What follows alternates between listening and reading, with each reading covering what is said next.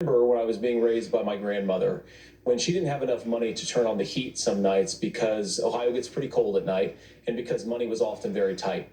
And I believe, as a person who wants to be your next vice president, that we are a rich and prosperous enough country where every American, whether they're rich or poor, ought to be able to turn on their heat in the middle of a cold winter night. That's gotten more difficult thanks to Kamala Harris's energy policies. I believe that whether you're rich or poor, you ought to be able to afford a nice meal for your family. That's gotten harder because of Kamala Harris's policies. I believe that whether you're rich or poor, you ought to be able to afford to buy a house. You ought to be able to live in safe neighborhoods. You ought to not have your communities flooded with fentanyl. And that too has gotten harder with Kamala because of Kamala Harris's